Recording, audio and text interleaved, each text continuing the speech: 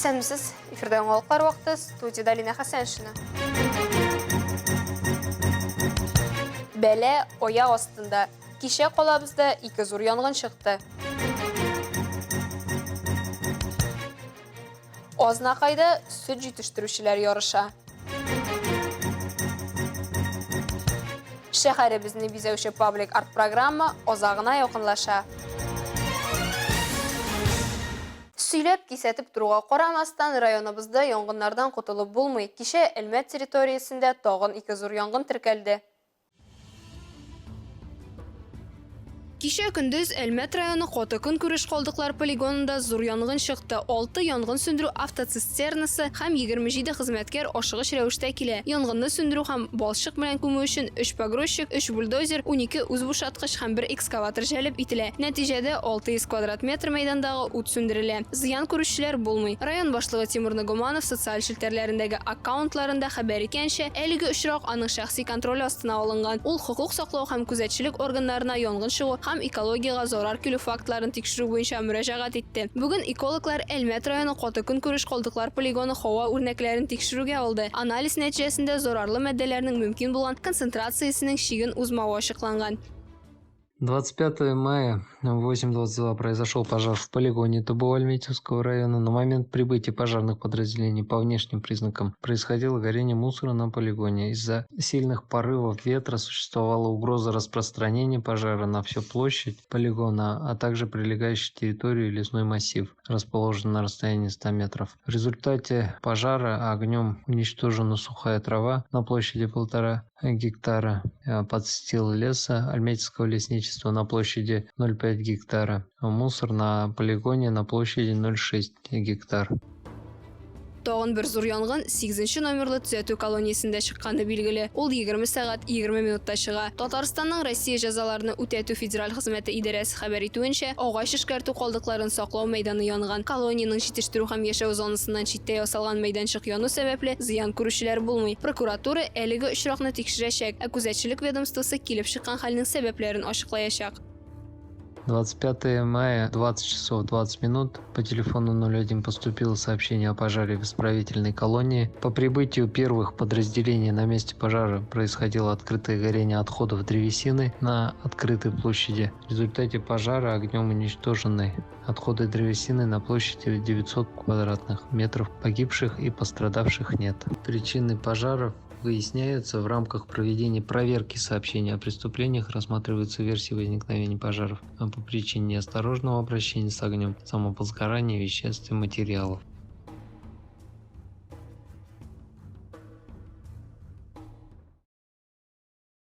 Календарь битләрендә тагын бер истәлекле көн 25 майда халыкара югалган балалар көне итеп билгеләнгән. Бу төрле сәбәпләр аркасында балиг булмаганнарны эзләү чараларын оештыру, югалган кешеләрне эзләү буенча волонтерлык оешмалары белән хезмәттәшлеген ассызыклап һәм әлеге мөһим проблемага җәмгыятьнең игътибарын җәлеп итү максатыннан билгеләнгән көн. Республиканың Эчке эшләр министрлыгы мәгълүматларына караганда, ел сайын гражданнарның билгесез югалуы турында 4000-дән артык гариза теркәлә. 2023 елның 5 аенда 1173 шундый мөрәҗәгать теркәлгән. Югалганнарның 95%-тан артыгы кыска вакыт эчендә 10 көнгә кадәр табыла. Кызганычка каршы бу статистикада балалар да бар. Әлмәт психологы Алина Камалова балалар куркынычсызлыгы мәсьәләсенә игътибар юнәлтеп, әти-әниләрнең рөхсәте белән махсус эксперимент оештырырга була. Үз аккаунтында ул 4 яшьтән 9 яшькәчә булган балаларның әти-әниләренә мөрәҗәгать итеп, балаларны үзенә ияртеп китү-китмәвен сынап карарга чакыра. Нәтиҗәдә 13 әни риза була. Кайсыларын ул тәмлешкәләр белән сыйларга тәкъдим итәргә чакыра, кайсыларын әти-әниләр чакыруны сәбәп итеп ияртә. Балалар психологы сүзләренчә, сынауда катнашкан 13 әти-әнинең баласы да аңа ияреп китәргә риза була. Белгеч бу саннарны куркыныч дәрәҗәдә зур дип саный. Шуңа күрә әти-әниләрне нарасыйлары белән эшләргә чакыра. 2023 елның 4 ай эчендә республика юлларында 108 юл транспорт һәлакәте теркәлгән. Аларда 3 бала үлгән, 116 тән җәрәхәтләре алган. Әлмәт юлларындагы вәзгыять хакында район Россия Федерациясе дәүләт автоинспекциясе бүлеге начальнигы урынбасары Андрей Лиманский махсус мөрәҗәгать белән чыкты. За 4 месяца текущего года на дорогах Альметьевского района с участием детей до 16 лет Зарегистрировано 6 дорожно-транспортных происшествий, в которых один ребенок погиб и 7 получили ранения. 6 мая в Альметьевском районе погибла девочка-подросток 2008 года рождения. Она являлась пассажиркой мотоцикла и в момент ДТП была без мотошлема. Статистика буенча 16 яшькәчә балалар катнашындагы юл транспорт хәрәкәтләренең 3тән 1 җәйге чорда уза. 2021 һәм 2022 елларның җәе 5 баланың гомерен үзгән. Балалар юл транспорт травматизмын кисәтү максатыннан 22 майдан 4 июньгә кадәр Татарстанда «Внимание, дети, игътибар балалар» профилактик чарасы уза. Госавтоинспекция МВД призывает всех участников дорожного движения быть предельно внимательными и осторожными. Родители должны со всей серьезностью отнестись к безопасности собственных детей. Необходимо позаботиться о том, чтобы дети не оставались без присмотра в местах, которые могут представлять для них опасность, в том числе вблизи дорог. Илебезнең юл йөрү кагыйдәләренең 22 һәм 9 пункты нигезендә 7 яшьтән кече балалар автомобильдә бары тик авырлыгы һәм буена туры килә торган автокреслода гына була ала. Дәүләт автоинспекциясе 7 яшь тулганнан соң да балаларны махсус утыргыч белән йөртергә киңәш итә һәм балалар юл хәрәкәтенең иң якламаган катнашучылары булуын искәртә.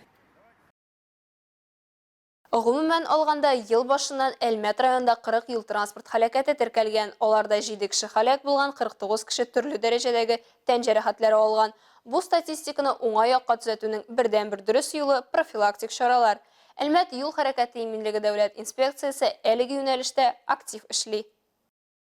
Ризаддин Фәхреддин исемендәге 1 номерлы гимназиядә Адамнар полилингваль гимназиясендә Әлмәтнең 20 һәм 25 мәктәпләрендә Әлмәт районының Миңлебай авылы станциясе Мәмәт, Чупай, Ямаш, Ямаши, Иске Михайловка, Ярсубай, Кичүчәт авыллары мәктәпләрендә узган ата-аналар җыелышында авариялар статистикасы белән таныштыру, юл йөрү кагыйдәләрен үтәргә кирәклеген искәртү һәм үтәмәгән бозган очракта каралган җаваплылык турында аңлатулар узды. Яктылык кайтарткыч элементларның өске киемендә булырга тиешлеге дә ассызыкланды.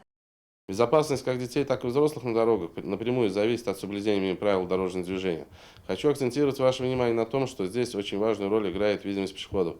Правила дорожного движения обязывают пешеходу при движении по обочинам или краю проезжей части, да и вообще по улицам в темное время суток носить на себе световозвращающие элементы. Игътибар балалар оператив профилактика чаралары кысаларында 35 номерлы «Сказочная страна» балалар бакчасы педагоглары һәм дәүләт автоинспекциясе бүлеге хезмәткәрләре притормози автокресло акцияләрен үткәрде. Акция барышында балик булмаган пассажирларны автомобильдә ничек йөртәләр, балаларны тота торган утыргычлар кулланыламы юкмы, барлык пассажирлар да куркынычсызлык каешын такканмы икәнлеген тикшерелде. Кечкенә пассажирларга тематик бүләкләр, өлкәннәргә исә искәрмәләр тапшырылды.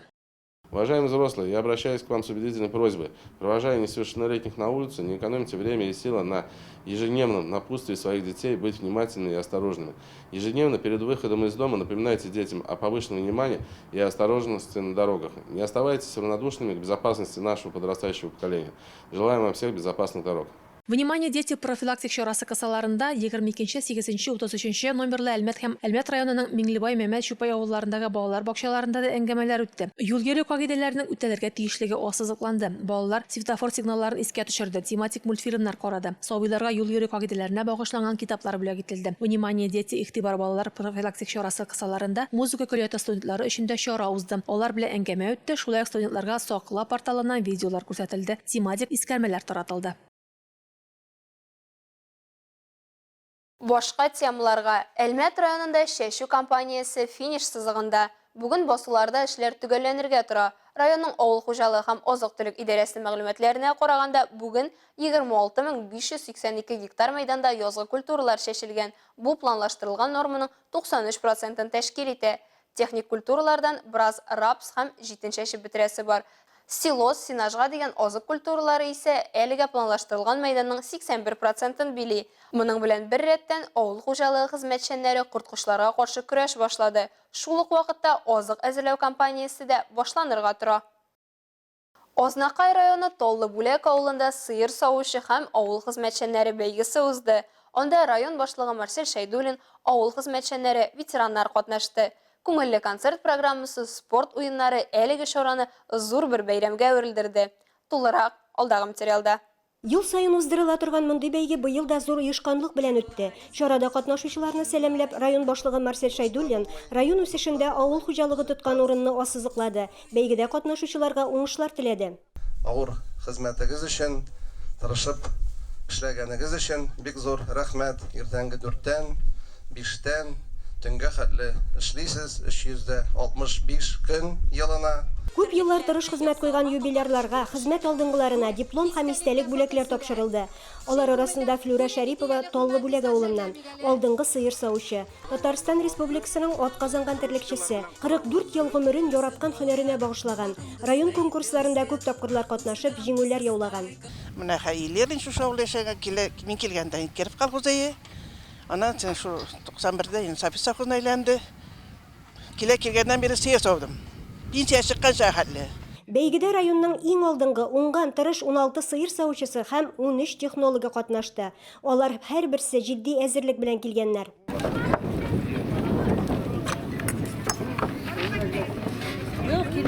Бәйге 2 этапта үткәрелеп, конкурсантлар теоретик сорауларга җавап бирделәр, практик биремнәр башкардылар. Конкурсантлар арасында әле яңа гына эшли башлаган савымчылар белән бергә тәҗрибәле остазлар да катнашты. Бу фермерствода 5 елга якын эшлим. Бу конкурста 4 ел катнашам, бер генә шул катнашмадым инде. Ширләү сәбәпле. Конкурска ныклап әзерләндем. Җиңәрмен дип уйлыйм, белмим. Конкурсантлар югары күрсәткечләргә ирешеп, җиңүчеләр дә билгеле булды. Савымчылар арасыннан беренче урынга Лилия Миннеханова, абсолют чемпион исеменә Резидә Газиева лаек булды. Технологлардан җиңүче булып инде 2нче ел рәттән Илнур Төхфәтуллин чыкты. Җитәкчеләребезне бирегә чакырабыз. Барыбызны якынрак чакырабыз. Санаулы минутлардан инде без сезнең белән җиңүчеләребезне ярышларга катнашам инде күптәннән бер 7-8 ел урыннар алабыз, Аллага шөкер. Азнакай районының иң уста дип табылган җиңүчеләре республика ярышларында да катнашачак. Илмира Шарифуллина, Рөстәм Әкбаров, Яңалыклар вакыты, Луч, Әлмәт телекомпаниясе. Дәвам итәбез. Татнефть компаниясе ярдәме белән алтын алмалар турында әкият паблик арт программасы кысаларында барлыкка килгән арт объектларны реставрацияләү дәвам итә. Сезон ябылыр елны биредә яңа объектларда булдыру күздә тотыла. Халык тарафынан яратылып өлгергән мураллар һөнәри реставраторлар һәм халык катнашында яңартыла. Арасында 5 объект 2019 елда ясаган Уразматовлар мирасы, татар халкының кунакчыллыгына багышланган төшке аш, татар язуы тарихына, татар хәрефләренә багышланган, шулай ук 19 гасырның традицион татар чигү орнаментын күрсәтүче 5 чәйнек арт объектлары. Продолжается наш последний сезон, заключительный из сказок о золотых яблоках, и он ознаменован темой заботы в самом широком смысле. Каждый художник размышлял об этом понятии и пытался его раскрыть через свое искусство, через свой стиль, через свой медиум. Алтын алмалар турында әкиятләр программасы Татнефть компаниясе инициативасы белән барлыкка килә. Ул 2018 елдан тормышка ашырыла. Хәзер соңгы сезон дәвам итә. Например, Сережа Соболев, автор скульптуры, скульптор из Москвы, выбрал измерение заботы в контексте науки и изучения геологии, биологии разных смежных областей. Поэтому сзади вы видите радиолярии. Радиолярии – это скелеты древних микроорганизмов, которые были найдены на территории Нижнего Прикамья, и при воздействии разных геофизических явлений позже из них образовалась нефть. И это забота об истоках, об истории и о недрах. Мәгънәсенә күрә, радиоляриялар тикшеренүләр үткәрелә торган лабораториялар урнашкан югары нефть мәктәбе ишек алдын бизәсен дигән фикергә киләләр. Металл каркаслы бетоннан эшләнгән радиолярияларның иң авыры 1 тонна. Озакламы яшелләндерү вакташлар белән нефтьне иҗат аркылы тикшерү нәтиҗәсендә барлыкка килгән арт-объект эстетик яктан тагын да камилләшәчәк. Калабыз үзенең талантлы яшьләре һәм ул яшьләрне тәрбияләүче остазлары белән данлыклы. Кичә калабызның балалар һәм яшүсмерләр иҗаты үзәгендә Ялкын бию ансамбле хисап тотты.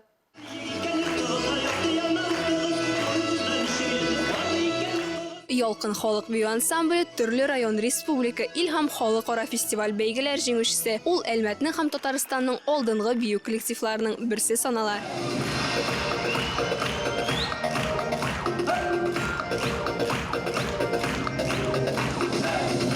Бәйрәмгә җыелганнарны район мәгариф идарәсе начальнигы исеменнән мәгариф идарәсе җитәкчесе урынбасары Сирина Җиһаншина сәламләде. Ялкын халык бию ансамбле юбилее белән Ирина Павловская исеменнән тәбрикләде. Милләт алдында зур хезмәте, башкарган һәм ду-бер-дубаялар белән бөтен Россия сәхнәләрен ду китергән өчен Нәркис Харисовка рәхмәтләрен җиткерде. Татар халкының мәдәниятен үстерүдә, гореф-гадәтләрне саклап калуда башкарган зур эшләрегез өчен рәхмәтебезне белдерәбез. Әти әниләрдә Ялкын бию ансамбленең 10 яшьлек юбилее белән тәбрикләде һәм остазларга бию аша балаларның сәләтләрен ачканга ихлас рәхмәтләрен җиткерде.